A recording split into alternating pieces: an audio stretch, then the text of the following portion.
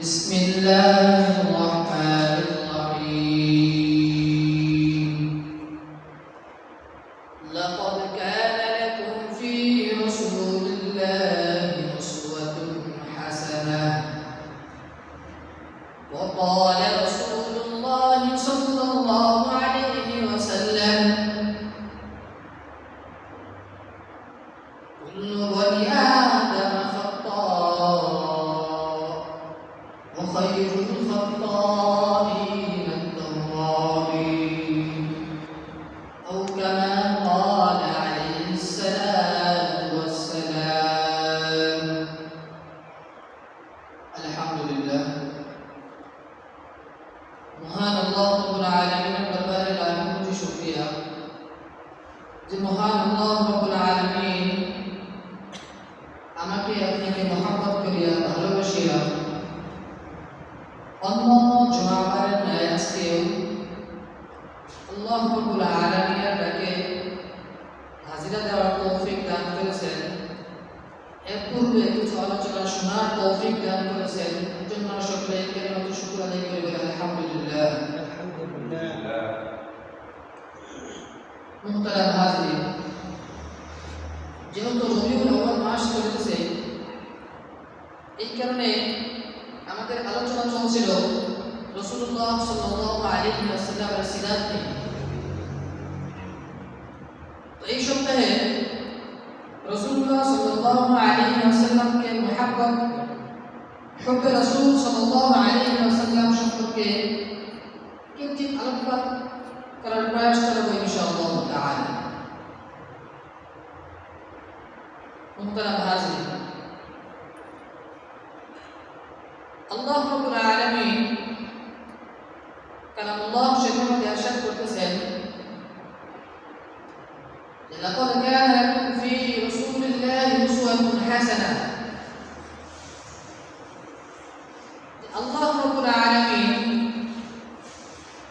গোটা উম্মতে মুহাম্মাদের জন্য ইতিপূর্বে হযরত বাবা আদম আলাইহিস সালাতু ওয়াস সালাম থেকে নিয়ে হযরত ঈসা আলাইহিস সালাতু ওয়াস সালাম পর্যন্ত যত নবী রাসূল অতিবাহিত হয়েছে, তাদেরকে আল্লাহ রাব্বুল আলামিন করে শরীয়ত দিয়েছিলেন। অনেক নবীকে আল্লাহ রাব্বুল আলামিন কিতাব দিয়েছিলেন। তেমনিভাবে আল্লাহ রাব্বুল আলামিন এই পৃথিবীকে সৃষ্টি করার পিছনে একটি কারণ রেখেছেন। তো আল্লাহ রাব্বুল আলামিন পৃথিবী সৃষ্টি করার জন্য, পৃথিবী সৃষ্টি করার পর ফেরেশতাদেরকে যখন জিজ্ঞাসা করলেন যে আমি দুনিয়াতে আদম সন্তান সৃষ্টি করতে চাই, তো মুহতারাম হাজিরিন, ঘটনা আপনারা সবাই জানেন। তো ফেরেশতারা বলছিল যে মানুষ দুনিয়াতে গিয়ে তারা ঝগড়া বিবাদ করবে, মারামারি করবে, রক্তপাত ঘটাবে, তো আমরাই তো আপনার ইবাদত করার জন্য যথেষ্ট। তাহলে শুধুমাত্র শুধু মানুষ সৃষ্টি করার কি প্রয়োজন? এখন আল্লাহ রাব্বুল আলামিন বলছেন যে আমি যা জানি তোমরা তা জানো। তো আল্লাহ রাব্বুল আলামিন জান্নাত সৃষ্টি করেছেন, জাহান্নাম সৃষ্টি করেছেন একমাত্র কাদের জন্য? মানুষ এবং জিন জাতিদের জন্য। মানুষ এবং জিন জাতিদেরকে আল্লাহ রাব্বুল আলামিন জান্নাত দিবেন এবং জাহান্নাম দিবেন। তো জান্নাত এবং জাহান্নামে যাওয়ার জন্য একটি উদাহরণ আপনাদেরকে বলি। যে কোনো স্টেশন থেকে যদি অন্য কোনো গন্তব্যস্থলে আপনি পৌঁছতে চান, তাহলে একটি যানবাহনের প্রয়োজন। আর একটি যানবাহন যখন প্রয়োজন, তখন যানবাহনটা পরিচালনা করার জন্য একজন ড্রাইভারের প্রয়োজন। যখন ড্রাইভারটা সঠিক থাকবে, তখন সে আপনাকে গন্তব্যস্থলে পৌঁছে দিতে পারবে, ঠিক না? ঠিক। তো আল্লাহ রাব্বুল আলামিন দুনিয়াতে আমাকে আপনাকে পাঠিয়েছেন। আমি আপনি আল্লাহ রাব্বুল আলামিনের তৈরিকৃত জান্নাতে কিভাবে যেতে পারবো? আমার আপনার গন্তব্যস্থল মূল ঠিকানা কিন্তু ছিল জান্নাত। আমরা কিন্তু একসময় জান্নাতে ছিলাম। আল্লাহ রাব্বুল আলামিন আমাদেরকে দুনিয়াতে পাঠিয়েছেন আল্লাহ রাব্বুল আলামিনের ইবাদত বندگی করার জন্য।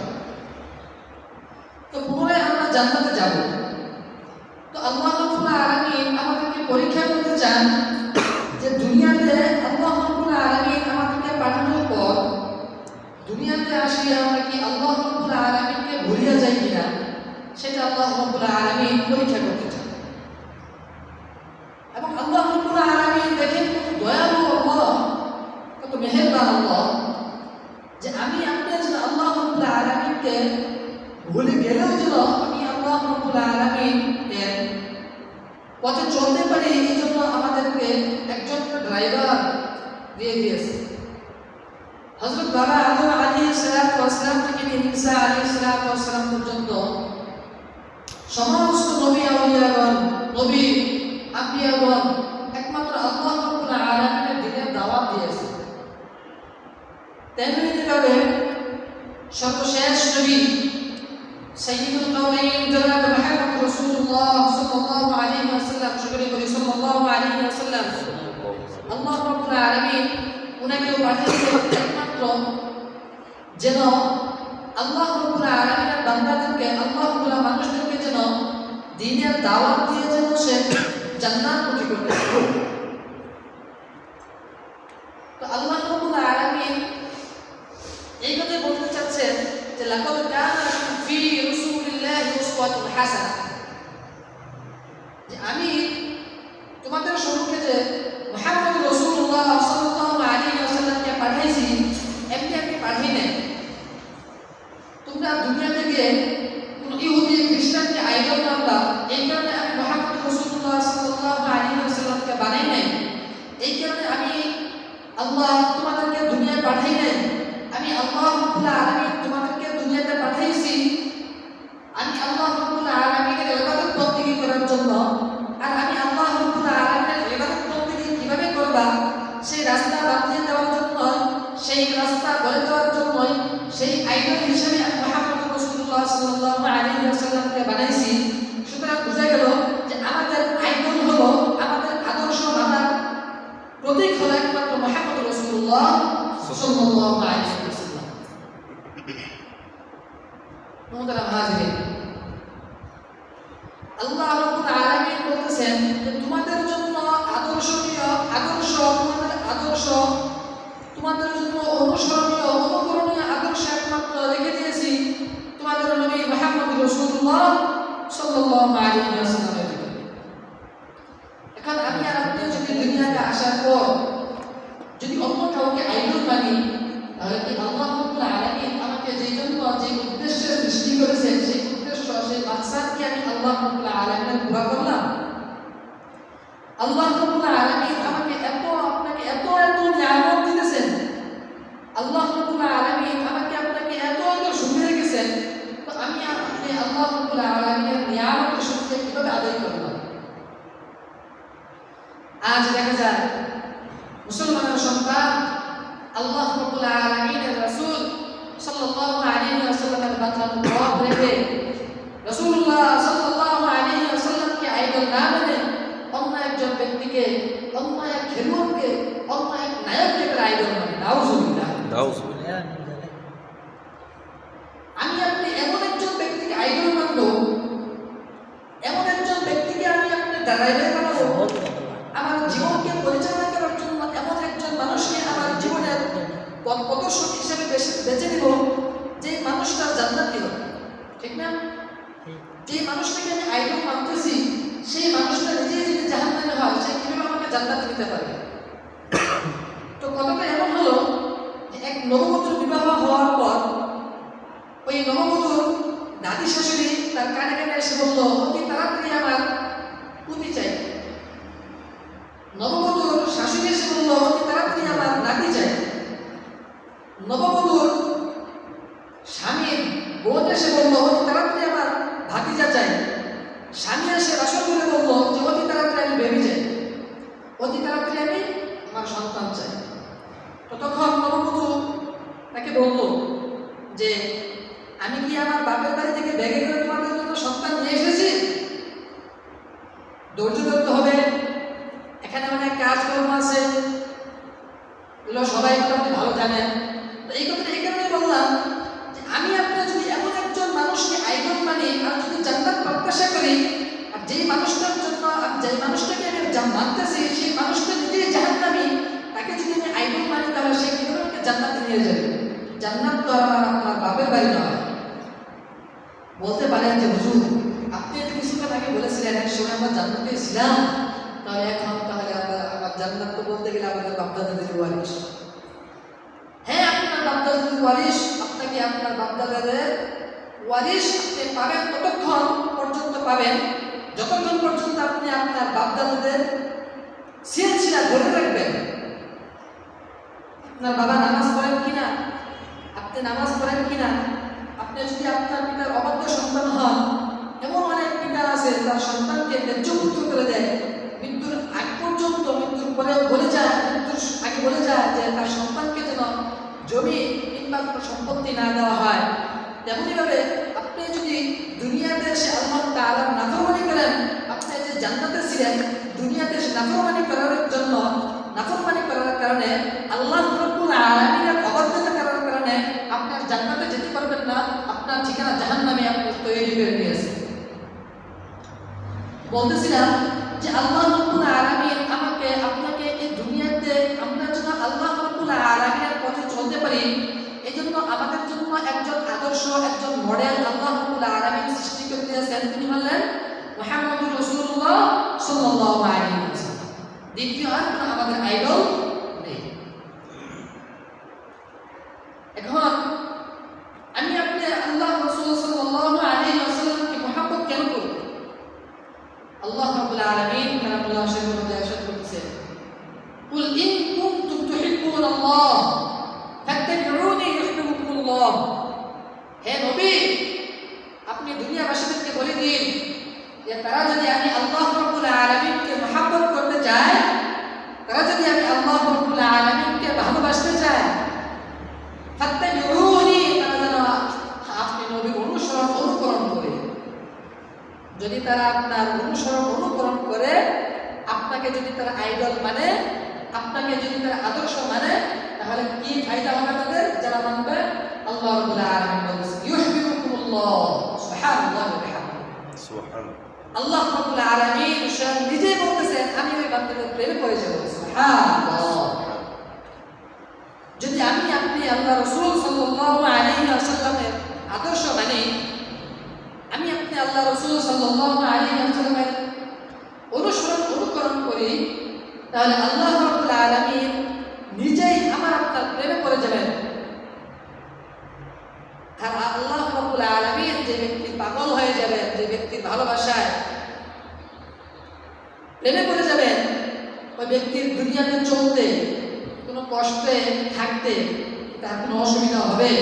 দুনিয়াতে সে যত কষ্টই থাকুক, তার মনে এই একটা প্রফুল্লতা কাজ করবে যে আল্লাহ রাব্বুল আলামিন তার উপর সন্তুষ্ট আছে। সে যদি এক সপ্তাহ না খেলেও থাকে, তার মনের ভিতরে অন্যরকম একটা প্রশান্তি, অন্যরকম প্রফুল্লতা কাজ করবে, অন্যরকম একটা খুশি কাজ করবে যে আল্লাহ রাব্বুল আলামিন তার উপর সন্তুষ্ট আছে। সাহাবায়ে কেরামের জীবনের দিকে তাকাইলে দেখা যায় যে ক্ষুধার যন্ত্রণায় সাহাবায়ে কেরাম একটা পাথর বাঁধছে, তবুও তারা সন্তুষ্ট ছিলেন। কিসের জন্য? যে আল্লাহ রাব্বুল আলামিন তাদেরকে সুসংবাদ দিয়েছিলেন যে আল্লাহ রাব্বুল আলামিন তাদের উপর খুশি হয়ে গেছেন, রাদিয়াল্লাহু আনহু ওয়া রাদু আনহু। আল্লাহ রাব্বুল আলামিন তাদের প্রতি খুশি হয়েছেন, তারাও আল্লাহ রাব্বুল আলামিনের প্রতি খুশি হয়েছেন। মুহতারাম হাজিরিন, তো আমি আপনি আল্লাহ রাব্বুল আলামিনের প্যারা হাবিব জনাব মুহাম্মদ রাসূলুল্লাহ সাল্লাল্লাহু আলাইহি ওয়াসাল্লামকে মহব্বত করব, ভালোবাসব, ঠিক না? এখন প্রশ্ন করতে পারেন যে হুজুর মানুষ মানুষকে মহব্বত কেন করবে, আর একজন মানুষকে কেনই বা মহব্বত করে? মানুষ মানুষকে মহব্বত করার পিছনে কয়েকটি কারণ রয়েছে। একজন মানুষকে মহব্বত করে, যে মানুষটাকে মহব্বত করবে ওই মানুষটার ভিতরে যখন 4টি গুণ বিদ্যমান থাকবে, তখন মানুষ এই বান্দাকে মহব্বত করবে, ভালোবাসবে। তো 4টি গুণ কি? 4টি গুণ আমাদের জানা অত্যন্ত জরুরি, কারণ দুনিয়াতে যদি আমরা চলতে চাই, আমরা কি এক গরু হয়ে থাকতে পারবো? আমাদের সমাজের সাথে তাল মিলিয়ে চলতে হবে। তো যদিও বা সবগুলো গুণ আমার আপনার দ্বারা অর্জন করা প্রকৃতপক্ষে সম্ভব নয়, যদিও বা আল্লাহ রাব্বুল আলামিন কাউকে তৌফিক দান করেন তার জন্য সম্ভব, তবে আল্লাহ রাসূল সাল্লাল্লাহু আলাইহি ওয়াসাল্লামের ভিতরে চারটি গুণ বিদ্যমান ছিল। সুবহানাল্লাহ। চারটি গুণ কি? এক নাম্বার হচ্ছে, যে মানুষটার আমি অনুকরণ করব ওই মানুষটাকে আল্লাহ বলা হতে হবে, বুজুর্গ হতে হবে। যদি ওই মানুষটা বুজুর্গ না হয় তাহলে এই মানুষটাকে মানুষ মহাব্বত করবে, ভালোবাসবে। প্রশ্ন করতে পারেন যে হুজুর, ৮৮ দিন আপনার তো ওলামায়ে কেরাম বলেন ৮৮ দিন ভণ্ড, তাহলে ৮৮ দিনে মানুষ এত এত গরু ছাগল আর টাকা পয়সা নিয়ে কেন যায়? ওখানে কিসের জন্য যায় জানেন? ওখানে তারা অন্যরকম একটা স্বাদ পেয়েছে, কুফুরির স্বাদ।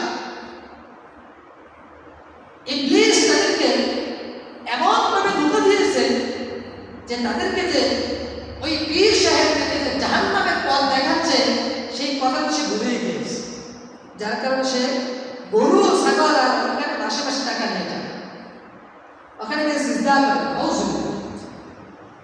আল্লাহ রাব্বুল আলামিন কে ব্যতীত অন্য কাউকে সিজদা করতে জায়েজ নেই।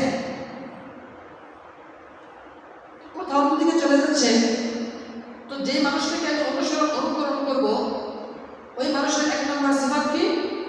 মানুষটা আল্লাহ বলা হবে, বুজুর্গ হবে। ওই মানুষটা যখন আল্লাহ বলা হবে, বুজুর্গ হবে, তখন ওই মানুষটাকে মানুষ মহাব্বত করবে, ভালোবাসবে। দ্বিতীয় নম্বর কারণ হচ্ছে ওই ব্যক্তিটা অত্যন্ত বড়লোক হওয়া, ধনী হওয়া। যদি গরিব হয়, গরিব মানুষকে অনেক মানুষ মহাব্বত করে, কিন্তু যে ব্যক্তির টাকা পয়সা আছে, দুনিয়াতে ধন সম্পদ আছে, ওই ব্যক্তিকে যতটা মহাব্বত করে ততটা মহাব্বত করে না। তাহলে ২ নম্বর সিফাত কি? ধনী হওয়া। যে ব্যক্তিকে আমি আপনি অনুকরণ করণীয় ৩ নম্বর সিফাত হচ্ছে ওই ব্যক্তির মধ্যে যে ৩ নম্বর সিফাতটা বিদ্যমান থাকতে হবে, সেই সিফাতটা হচ্ছে ওই ব্যক্তি অত্যন্ত সুন্দর হওয়া। যদি মানুষটা সুন্দর না হয়, সাধারণত যারা কালো বর্ণের, কাউকে ছোট করতেছি না, আমাদের মানসিক যে অবস্থাটা সেটা বলতেছি, যে মানুষটা যদি একটু কালো হয়, ফর্সা কম হয়, তাহলে মানুষটাকে মানুষ একটু অন্য চোখে দেখে, আর চোখে দেখে, একটু মহাব্বত কম করে, ভালোবাসে। তো ৩ নম্বর সিফাত হচ্ছে যে ব্যক্তিকে আমি আপনি অনুসরণ করবো তার মধ্যে ৩ নম্বর যে সিফাতটা থাকবে সেই সিফাতটা হচ্ছে সে সুন্দর হওয়া। ৪ নম্বর সিফাত হচ্ছে ওই লোকটা খুব চরিত্রবান হওয়া। যদি সে চরিত্রবান না হয় তাহলে মানুষ ব্যক্তিকে যদি অনুকরণ করে, তাহলে কোনো ব্যক্তি যদি কোনো পাগলকে তার গাড়ির ড্রাইভার বানায়, সেই ড্রাইভারে যেমন তাকে গন্তব্যস্থলে নিয়ে যেতে পারবে না, ঠিক তেমনইভাবে কোনো ব্যক্তি যদি চরিত্রহীন হয় আর ওই ব্যক্তিকে যদি কেউ অনুকরণ করে, তাহলে ওই ব্যক্তি আমাকে জান্নাতে নিয়ে যেতে পারবে না। তাহলে আমরা কি জানতে পারলাম? যদি কোনো ব্যক্তিকে অনুকরণ করতে হয়, ওই ব্যক্তির মধ্যে 4টি গুণ বিদ্যমান থাকতে হয়। তো এই 4টি গুণ কি আমার আপনার নবী সাইয়্যিদুল কাওনাইন জনাব মুহাম্মদ রাসূলুল্লাহ সাল্লাল্লাহু আলাইহি ওয়াসাল্লামের ভিতরে আছে? নিঃসন্দেহে আছে। যদি আপনি বলেন যে হুজুর, আমরা তো রাসূল সাল্লাল্লাহু আলাইহি ওয়াসাল্লামকে দেখি নাই, তাহলে আমরা কিভাবে জানবো? আল্লাহ রাসূল সাল্লাল্লাহু আলাইহি ওয়াসাল্লামের হাদিসের কিতাব খুলে দেখেন, আল্লাহ রাসূল সাল্লাল্লাহু আলাইহি ওয়াসাল্লামের হাদিস খুলে দেখেন। আল্লাহ রাসূল সাল্লাল্লাহু আলাইহি ওয়াসাল্লাম কত বুজুর্গ ছিল। আল্লাহ রাসূলের সাহাবী হযরত আবু হুরায়রা রাদিয়াল্লাহু তাআলা আনহু নাম তো সবাই শুনছেন। হযরত আবু হুরায়রা রাদিয়াল্লাহু তাআলা আনহু ইসলাম ধর্ম গ্রহণ করেছেন, কিন্তু তার মা এখন ইসলাম ধর্ম গ্রহণ করেন। হযরত আবু হুরায়রা রাদিয়াল্লাহু তাআলা আনহু আল্লাহর জলিল কদর সাহাবী,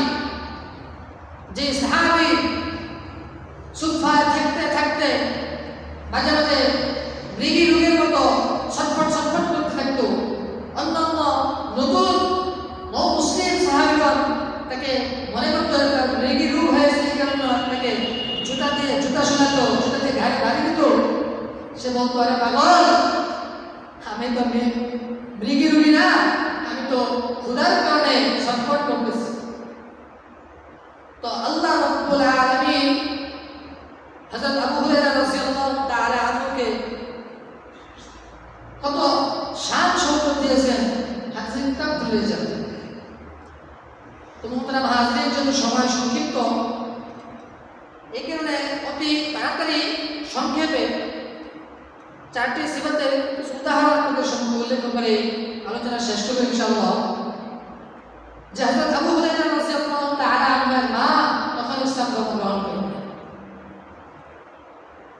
হুজুর সাল্লাল্লাহু আলাইহি ওয়াসাল্লামকে দেখলেন আসহাবে সুফা হযরত আবু হুরায়রা রাদিয়াল্লাহু তাআলা আনহু মন খারাপ করে বসে আছে।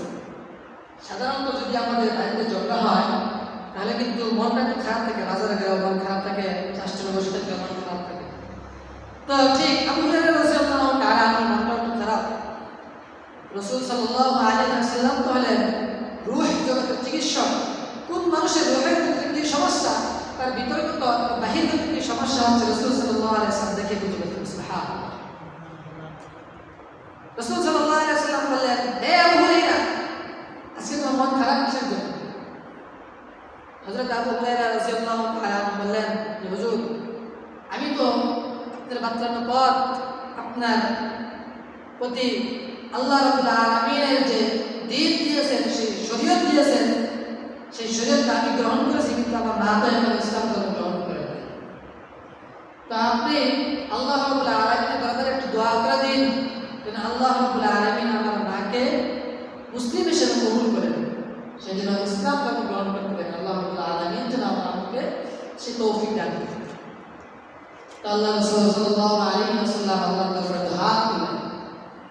আল্লাহ রাসূল সাল্লাল্লাহু আলাইহি ওয়াসাল্লাম দোয়া শুরু করলেন। এখান থেকে হযরত আবু হুরায়রা রাদিয়াল্লাহু তাআলা এক দৌড়ে লাগলেন। রাস্তায় লোকেরা তাকিয়ে তাকিয়ে বলতেছে, আবু হুরায়রা আজকে পাগল হয়ে গেছে, সে এইভাবে দৌড়াতেছে কেন? তো হযরত আবু হুরায়রা রাদিয়াল্লাহু তাআলা তার দিকে দেখলেন, তার বাড়ির থেকে গোসলখানাতে গোসল করলে যে আওয়াজটা আসে, ওই আওয়াজ আসতেছে। তো আবু হুরায়রা রাদিয়াল্লাহু তাআলা গিয়ে দাঁড়ালেন বাড়ির সামনে। তখন আবু হুরায়রার মা ভিতর থেকে ডাকতে বললেন যে, হে আবু হুরায়রা, তুমি একটু দাঁড়াও, গোসল করে পবিত্র হয়ে আসতেছি। তুমি যে নবীর কাছে গিয়ে ইসলাম ধর্ম গ্রহণ করেছো, যে কালিমা পড়ে তুমি জান্নাতের সুসংবাদ পেয়েছো, আমিও সেই কালিমা পড়ে জান্নাতের সুসংবাদ পেতে চাই, আমিও সেই নবীর ধর্ম গ্রহণ করতে চাই। সুবহানাল্লাহ। আমার আপনার নবী কত বুজুর্গ ছিলেন, দোয়া করার সাথে সাথে আল্লাহ রাব্বুল আলামিন কবুল করে নিয়েছেন। দ্বিতীয় নম্বর সিফাত ছিল কি? যে ব্যক্তিকে আমি আপনি অনুকরণ করবো, ওই ব্যক্তির দ্বিতীয় নম্বর সিফাত হচ্ছে লোকটা ধনী হওয়া, সম্পদ হওয়া। তো প্রশ্ন করতে পারেন যে হুজুর, আমরা তো অনেক বয়ানে শুনি যে রাসূল সাল্লাল্লাহু আলাইহি ওয়াসাল্লামের চুলায় রান্না হতো না, আগুন জ্বলতো না, ক্ষুধার কারণে রাসূল সাল্লাল্লাহু আলাইহি ওয়াসাল্লাম পেটে পাথর বাঁধতেন। তাহলে রাসূল সাল্লাল্লাহু আলাইহি ওয়াসাল্লাম যদি বড়লোকী হতেন, তাহলে কেন ক্ষুধার কারণে, অভাবের কারণে পেটে পাথর বাঁধতেন? রাসূল সাল্লাল্লাহু আলাইহি ওয়াসাল্লাম বড়লোক ছিলেন, আল্লাহ রাব্বুল আলামিন তাকে ধন সম্পদ দিয়ে পাঠাইছেন, কিন্তু রাসূল সাল্লাল্লাহু আলাইহি ওয়াসাল্লাম ওই বড়লোকী একটা ভাব নিয়ে চলা আল্লাহ রাব্বুল আলামিন থেকে নেন নাই। আল্লাহ রাসূল সাল্লাল্লাহু আলাইহি ওয়াসাল্লাম সবসময় গরিবানা হালাতে চলতেন, মহব্বত করতেন, পছন্দ করতেন। তো হুজুর সাল্লাল্লাহু আলাইহি ওয়াসাল্লাম কেমন বুজুর্গ ছিলেন, কেমন ধনী ছিলেন? হাদিস শরীফে আছে যে রাসূল সাল্লাল্লাহু আলাইহি ওয়াসাল্লামকে আল্লাহ রাব্বুল আলামিন এমন ক্ষমতা দিয়েছিলেন যে রাসূল সাল্লাল্লাহু আলাইহি ওয়াসাল্লাম যদি বলতেন, তুর পাহাড় রাসূল সাল্লাল্লাহু আলাইহি ওয়াসাল্লামের জন্য স্বর্ণের পাহাড় হিসেবে পরিণত হয়ে যেত। হযরত সালমান ফারসি রাদিয়াল্লাহু তাআলা আনহু, আল্লাহ রাসূল সাল্লাল্লাহু আলাইহি ওয়াসাল্লাম জলিল কদর সাহাবী, ইসলাম ধর্ম গ্রহণ করছেন। তো হযরত সালমান ফারসি রাদিয়াল্লাহু তাআলা আনহু ছিলেন গোলাম। তো তিনি যে মনিবের আন্ডারে ছিলেন, ওই মনিব ইহুদি ছিল। তো মনিব তাকে সে ইসলাম ধর্ম গ্রহণ করার পরে তাকে ছাড়তে চাইছিল। তো একদিন রাসূল সাল্লাল্লাহু আলাইহি ওয়াসাল্লাম রাসূলুল্লাহ তাআলা আনহু বললেন, হে সালমান, তোমার মনে কিসের বিনিময়ে তোমাকে আযাদ করতে চায়? তখন রাসূল সাল্লাল্লাহু আলাইহি ওয়াসাল্লামকে সালমান ফারসি রাদিয়াল্লাহু তাআলা আনহু জবাব দিলেন, হে আল্লাহর রাসূল, আমার মনে তো এই চায়। কি চায়? সে একটা খেজুর বাগান চায়, এতটুকু পরিমাণে স্বর্ণের টুকরা চায়, যখন আমি তাকে দিতে পারবো তখন সে আমাকে আযাদ করবে, আর আমি তো গোলাম, আমার পক্ষে এগুলো দেওয়া সম্ভব না। রাসূল সাল্লাল্লাহু আলাইহি ওয়াসাল্লাম বললেন, সালমান ফারসি রাসূল, তুমি যাও তোমার মনিবকে গিয়ে বলো যে ক্ষেত জায়গা দেখাই দিতে, কোন জায়গায় খেজুর বাগান লাগাইতে হবে। তো সালমান ফারসি রাদিয়াল্লাহু তাআলা তার মনিবকে বলার পর তার মনিব যখন দেখাই দিলেন, রাসূল সাল্লাল্লাহু আলাইহি ওয়াসাল্লামের বরকতপূর্ণ হাতে সমস্ত জমিনে নিজের হাতে খেজুর গাছ লাগালেন এবং আল্লাহ রাব্বুল আলামিন কুদরতিভাবে রাসূলুল্লাহ সাল্লাল্লাহু আলাইহি ওয়াসাল্লামের বরকতে রাসূলুল্লাহ সাল্লাল্লাহু আলাইহি ওয়াসাল্লাম মুজিজা স্বরূপ সমস্ত খেজুর গাছ একসাথে বড় হলো, একসাথে খেজুর আসলো, একসাথে খেজুর পাকলো। সুবহানাল্লাহ। দ্বিতীয় শর্ত কি ছিল? দ্বিতীয় শর্ত ছিল যে আমাকে এতটুকু পরিমাণ স্বর্ণের টুকরা দিতে হবে। সালমান ফারসি রাদিয়াল্লাহু তাআলা মানে হাদিসে আসছে রাসূল সাল্লাল্লাহু আলাইহি ওয়াসাল্লামকে সালমান ফারসি মাটি টুকরা দিলেন। সালমান ফারসি রাদিয়াল্লাহু তাআলা স্বচক্ষে দেখেছি রাসূল সাল্লাল্লাহু আলাইহি ওয়াসাল্লাম মাটি টুকরা হাতে নেওয়ার সাথে সাথে স্বর্ণের টুকরা পরিণত হয়ে গেছিল। সুবহানাল্লাহ।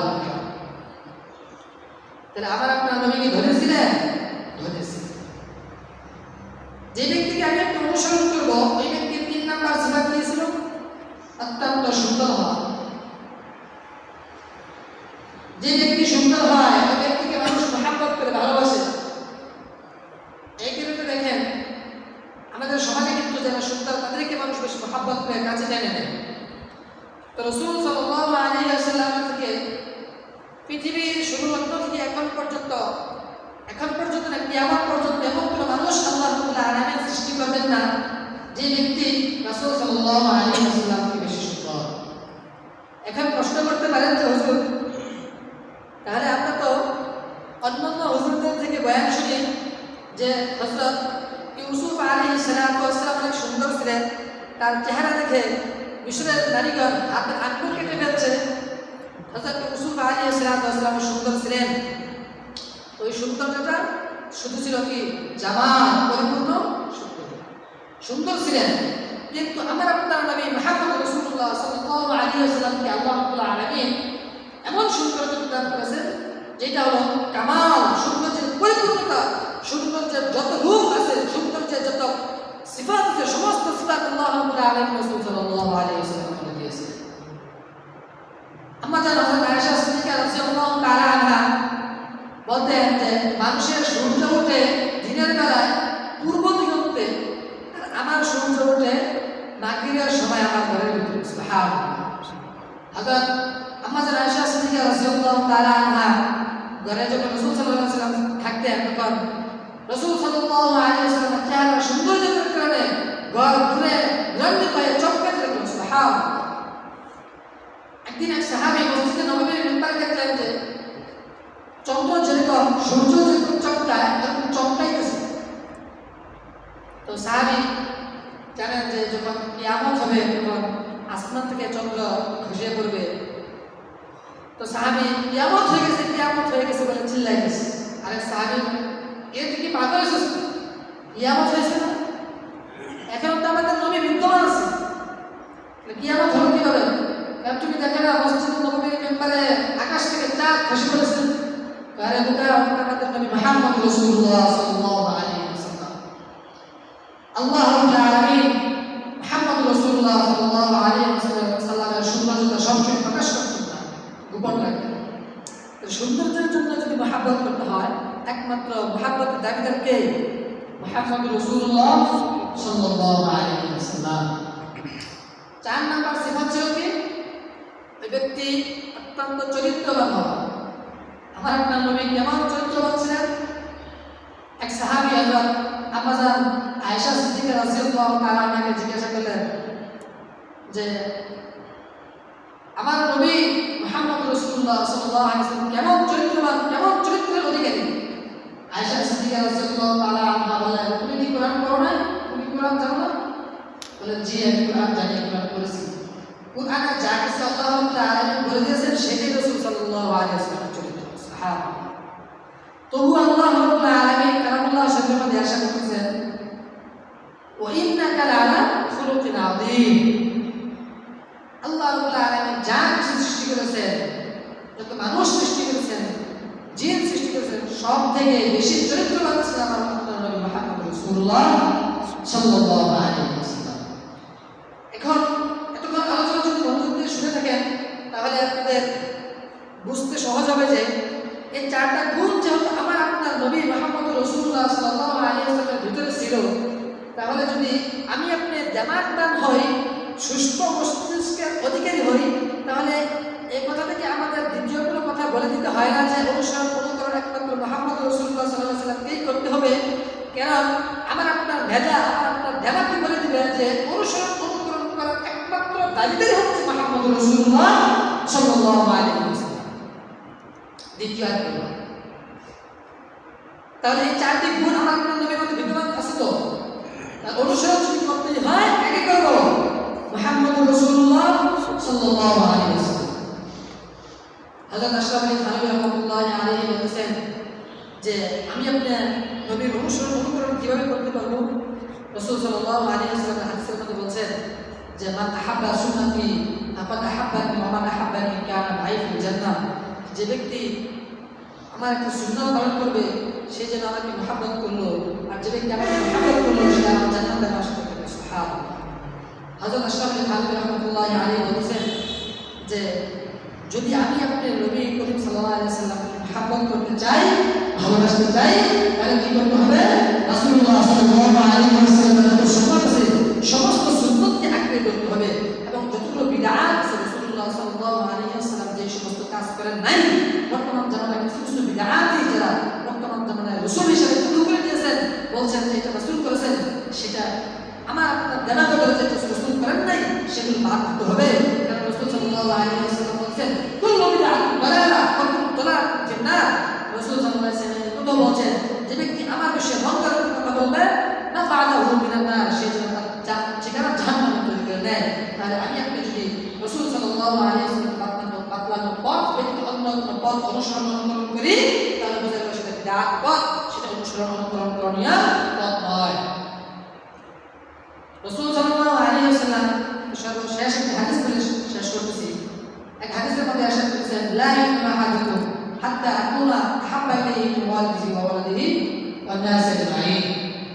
আল্লাহ রাসূল সাল্লাল্লাহু আলাইহি ওয়াসাল্লাম বলেছেন যতক্ষণ পর্যন্ত তুমি দুনিয়ার সমস্ত কিছু থেকে আমি নবী মুহাম্মদ রাসূলুল্লাহ সাল্লাল্লাহু আলাইহি ওয়াসাল্লামকে মহব্বত করতে না পারবা, ভালোবাসতে না পারবা, তোমার সন্তান, তোমার সন্তান সন্ততি, তোমার পিতামাতা, তোমার ধন সম্পদ, এমনকি দুনিয়ার সব কিছু থেকে যদি আমাকে মহব্বত বেশি করতে না পারো, তাহলে তুমি প্রকৃত মুমিন হতে পারবে না। আর যদি তুমি প্রকৃত মুমিন হতে না পারো, তাহলে তুমি জান্নাতেও যেতে পারবে না। ঠিক না? তাহলে আমি আপনি যদি জান্নাতে যেতে চাই, আমরা জান্নাতে যাওয়ার জন্য কি করতে হবে? রাসূল সাল্লাল্লাহু আলাইহি ওয়াসাল্লামের সুন্নাতকে চিন্তা করতে হবে, সুন্নাতকে পালন করতে হবে। আমি আপনি যদি একটি করে সুন্নাত পালন করি, তাহলে দেখা যাবে যে আস্তে আস্তে আস্তে আস্তে রাসূল সাল্লাল্লাহু আলাইহি ওয়াসাল্লাম সমস্ত সুন্নাত আমার চিন্তা হয়ে যাবে, আর সমস্ত সুন্নাত যখন চিন্তা হয়ে যাবে তখন আমার আপনার জন্য জান্নাতে যাওয়া সহজ হয়ে যাবে।